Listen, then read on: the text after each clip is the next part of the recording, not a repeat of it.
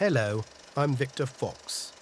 I'm a con man, a convicted stock swindler, and I'm the king of comic books.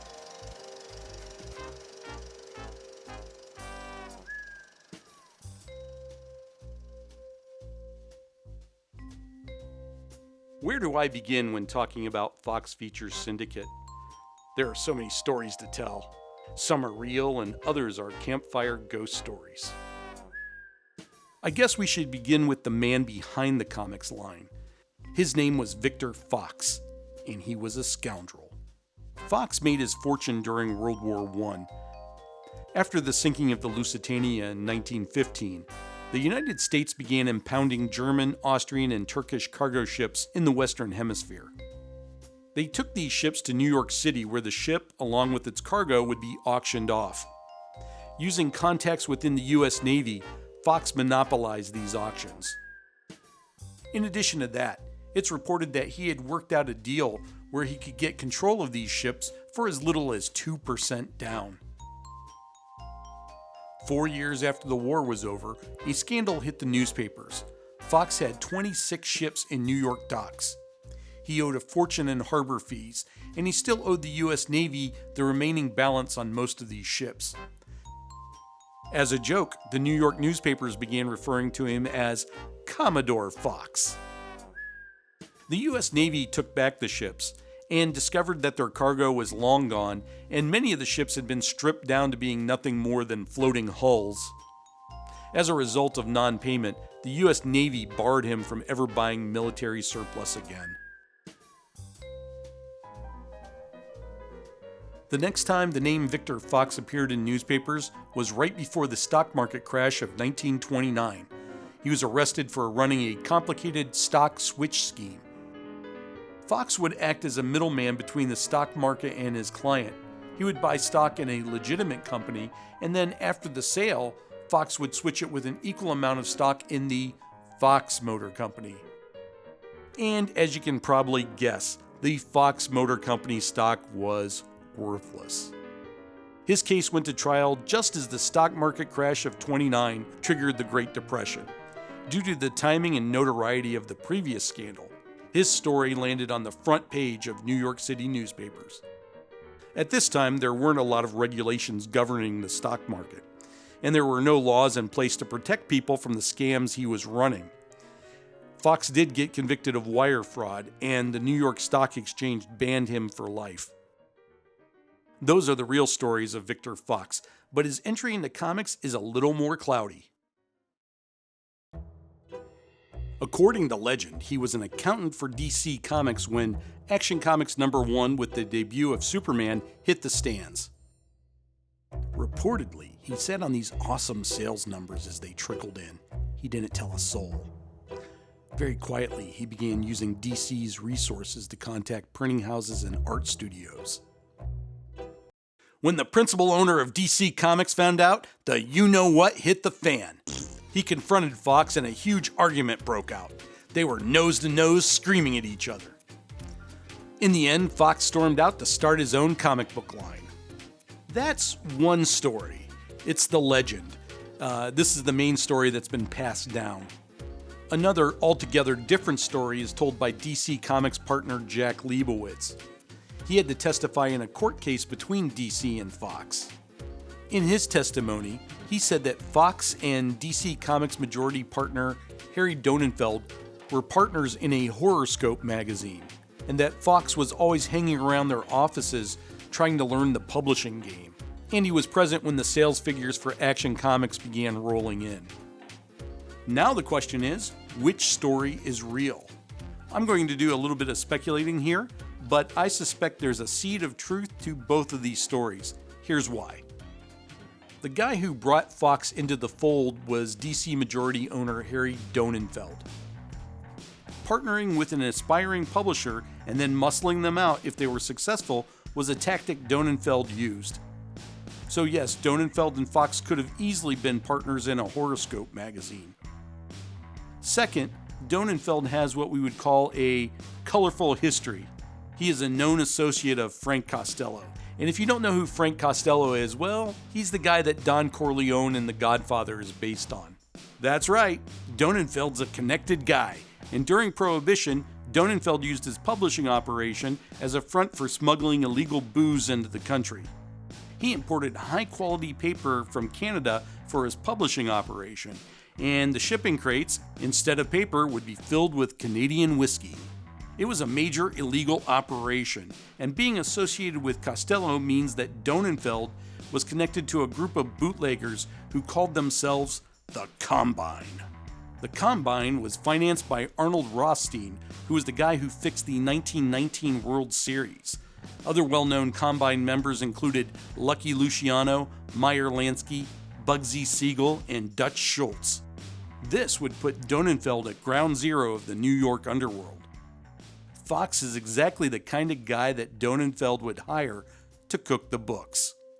Fox is a business owner, an ex-con, a former Wall Street guy who understands numbers and knows how to hide those numbers from tax collectors. A major aspect as to why this story is so cloudy is that Fox, Donenfeld, and Leibowitz aren't going to go around advertising that their ledgers aren't on the up and up. And that's my guess as to why there's multiple stories as to their relationship. Again, the oral history that came from people inside the comic book industry makes me suspect that Fox was heavily embedded at DC when Action Comics #1 came out. Another aspect that points to Fox's connection with DC is what happens afterwards.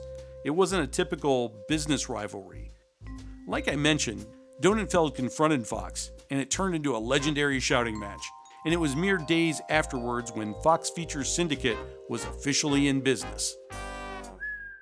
To troll Donenfeld, Fox set up his offices in the very same building as DC Comics, and they were actually located on the floor directly below them. Fox did not like this, so he rented an apartment on the top floor of the building.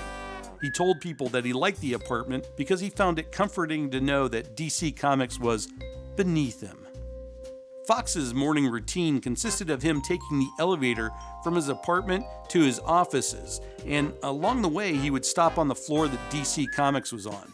The elevator doors would open, and Fox would stick his head out and spit right in front of the DC office door. For the next couple of years, it was war.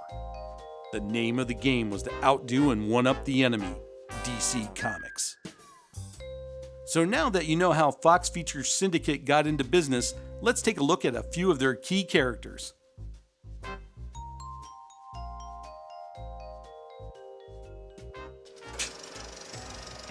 I am Wonderman, and I'm the first Fox superhero.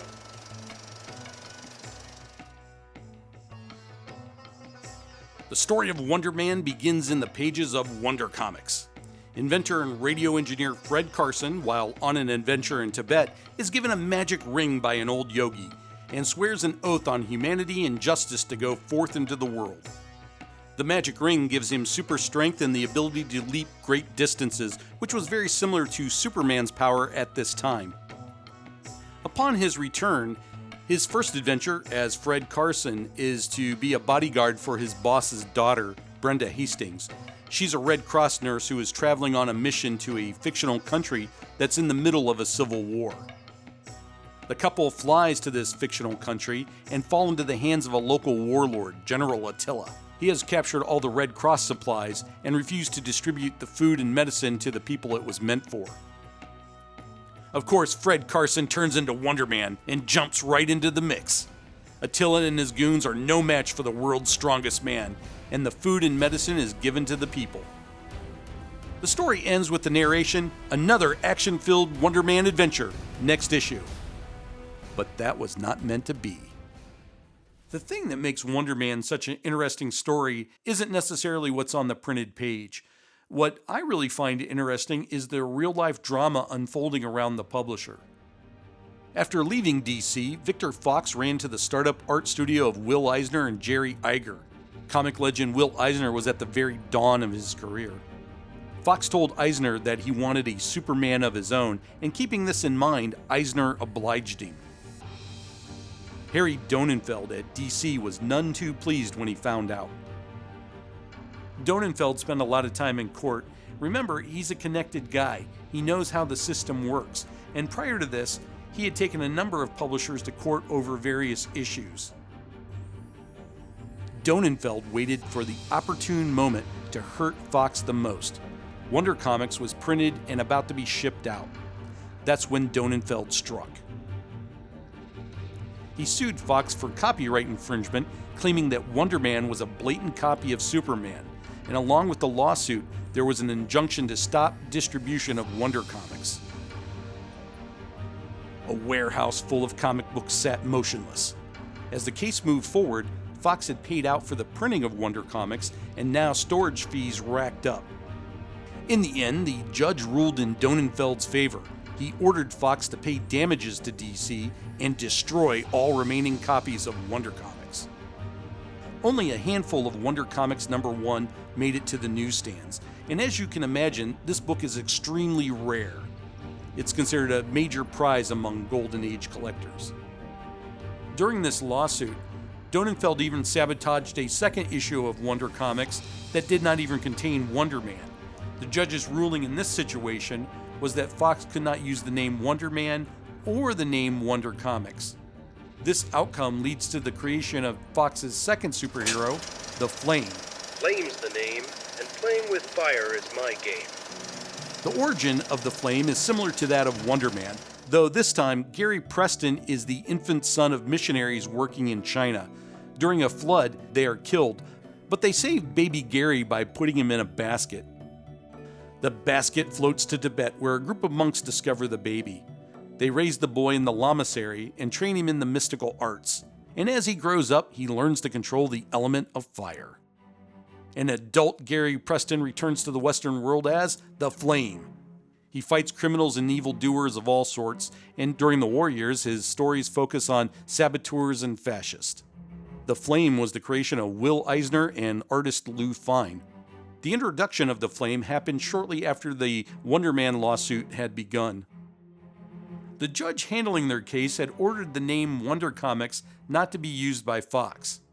To troll Donenfeld and the judge, Fox changed the name of Wonder Comics to Wonder World Comics with the third issue. And it was in this third issue of Wonder World Comics that the Flame made his first appearance. And for the next couple of years, the Flame would be one of Fox's big three characters. Hey kids, I'm the Blue Beetle, and I'm the top dog here at Fox Feature Syndicate. The next Fox superhero to launch is the Blue Beetle. Now, I've talked about him before, so I won't go into too much detail. Fox asked Eisner studio artist Charles Wojciechowski to create a Green Hornet-like character. That's how he appeared in the first issue of Mystery Man comics. But after the Wonder Man lawsuit hit, Fox ran back to the artist and told him to change it. The Blue Beetle's alter ego is beat cop Dan Garrett, and thanks to pharmacist Dr. Franz and his secret formula Vitamin 2X, Dan Garrett has super strength and super agility. He dons a blue chainmail bodysuit and a domino mask to fight crime. There's a number of secondary characters in the Blue Beetle story. Female crime beat reporter Joan Mason is always in danger. The wise Dr. Franz acts as a mentor, and for comic relief, Irish police officer Mike Manigan is always landing into some humorous situation. The Blue Beetle became the biggest character in the Fox superhero universe. There was a radio show, a newspaper strip, and a movie serial was in development at Columbia Pictures. However, these multimedia endeavors were financially supported by Victor Fox, so it's hard to judge how popular the Blue Beetle truly was. I've talked about the Blue Beetle in other videos, so there's not much I can add, except the Blue Beetle mostly faced off against gangsters, but from time to time he would face off against a colorful villain. One ongoing villain was a Kingpin-style crime lord named Big Dix. As you can imagine, he was quite a handful, a total hard case, and he pops up when you least expect it. So if you're looking for Big Dix, you can find him in the Blue Beetle.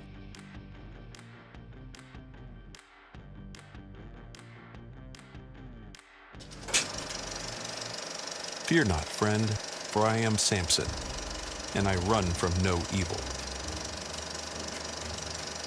The last of Fox's big three characters is Samson. He's a descendant of the biblical character of the same name. Samson made his first appearance in Fantastic Comics #1, and he is the creation of Will Eisner and artist Alex Blum. Blum drew this series under the name Alex Boone. Blum was an accredited mural artist and an award-winning classical painter. In his senior years, he went into comics to make a living. It's unclear how involved Will Eisner was with Samson after creating the character. Blum's daughter Toni was an aspiring poet, and she wrote the majority of Samson's stories. She was the only woman working in the Eisner-Eiger shop at this time, and as a bullpen writer, she worked on almost all of the early Fox characters. And she took great pride and care with the writing on the stories that her father drew. A repeating plot in many of the Samson and David stories centers around Samson telling David to stay home, but the boy secretly follows Samson and then gets entangled into the adventure. Another aspect of the Samson stories is that he doesn't have an alter ego. He's just Samson. He walks around in a trench coat, and when he goes into action, he removes the coat to reveal his furry underwear and rippling muscles. Of course, David follows suit in this act of near nudity. Samson is big and he's stronger than everyone else. He's the first tank character you often see in superhero teams. As Fox was growing his line of characters, he was always at war with DC Comics and trying to gain the advantage. Fox got word that DC Comics was putting a bunch of their characters into a single book. He rushed to beat them to the newsstands with an all-star book of his own. He put the Blue Beetle, Flame, and Samson together in a book titled The Big Three. He beat DC Comics to the press, but the Big Three consisted of individual stories. What he didn't know was DC was actually putting their characters together as a superhero team called the Justice Society of America. So this is another example of DC getting the better of Victor Fox. All three of these characters following Wonderman came out of the Eisner-Eiger art studio. Will Eisner and Victor Fox were on good terms throughout most of the trial. That's when these characters were being created. That relationship changed after Eisner testified. Initially, Fox claimed that Eisner had created Wonderman prior to the publication of Superman. He testified that Eisner had made a mock-up or dummy comic called Kid Comics, and this dummy comic featured Wonderman. Of course, no dummy comic could be produced for the court as evidence. When Eisner took the stand, he said that Fox came to him wanting a Superman of his own. Eisner's testimony guaranteed DC the victory. Victor Fox was furious when Eisner left the stand. They got into it before they could even leave the courthouse. Eisner told him that he no longer wanted his business, and the two men parted ways.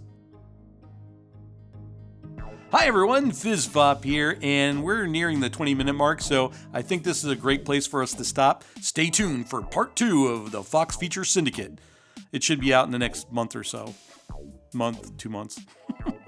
I got some really great stories to tell. Victor Fox's con schemes and scams do not end with this video.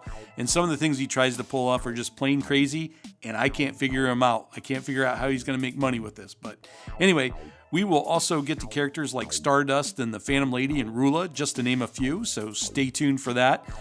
Please hit the like button on this video. The algorithm gods at YouTube demand it. Please share this video with your friends and fellow collectors. I'd love to get word out on my channel, and I can't be everywhere to post it. I feel that comic book collecting is a hobby that is graying out, and there's fewer and fewer of us out there, particularly those of us who like the golden age stuff. Please let others know that this channel is out there. I greatly appreciate it. And finally, if you like my videos and you want me to produce more and produce faster and more often, I need coffee. Lots and lots of coffee. Editing video is 1% inspiration and 99% coffee. And if you'd like to buy me a cup of coffee so I can edit faster, you can do so by hitting the little heart thanks button down below. And if you don't see the little heart thanks button, it may be hidden under the box with the 3 little dots. Or you can make a donation through my PayPal link, which is in the description box. Either way helps out. I can't imagine editing without coffee. I actually buy green coffee and roast it myself, and that way I can make it super strong and super tasty, and it helps me stay focused and motivated on these long edit sessions. You'd be surprised how long it takes me to put one of these videos together. Anyway, well, that's about it for me. So until next time, everyone, stay What? You're disappointed I didn't get to Rula or Phantom Lady? You're really hoping to see AI versions of them. Oh, wow, you're such a perv. Okay, all right. Always do what the customer wants. I'll show you one of them, but I'm warning you. This is a work in progress, and you should never show a work in progress because it always leads to disappointment. Okay, but because you demand it, I'm warning you ahead of time. All right, here we go. I'm ruler, and the jungle is my home. See, this is why you should never show a work in progress. I know, you're disappointed. No, that's not the real one. I just did that for a joke. All right, let's take a look at the real one real quick. This is actually a work in progress that I'm doing. So what you're about to see is something I've sort of I'm working on tweaking at the moment. I am ruler, and the jungle is my home. There, now wasn't that much more pleasant? It's a weird process I got to go through. So basically, I'm building a 3D model in DAZ. Then I go to Leonardo AI to change it to a photorealistic image, and then I go to something called Live Portrait, which is another website, to get the eyes to blink and the lips to move and stuff like that, and get the facial expressions doing. It's still limited, but it's getting better. And then I go to 11 Labs and change out the voice then. So what I'm actually sort of thinking about trying to do in the future is take like a panel from a comic book, and you can actually get the lip syncing to move with the characters or whatever on it. So that's what I'm sort of striving towards and stuff.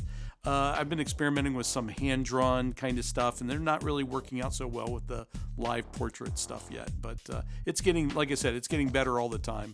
So with like photos, paintings, stuff that's very sort of on the high quality end, you're able to get the lips and eyes to move and stuff like that. But with the with hand-drawn stuff, not so much yet. Haven't had any real luck with that yet. But anyway, thank you for watching. I'll see everybody later. Have a great one. Remember to hit the like button before we go. And I got nothing else. So until next time, everyone, stay super. Bye.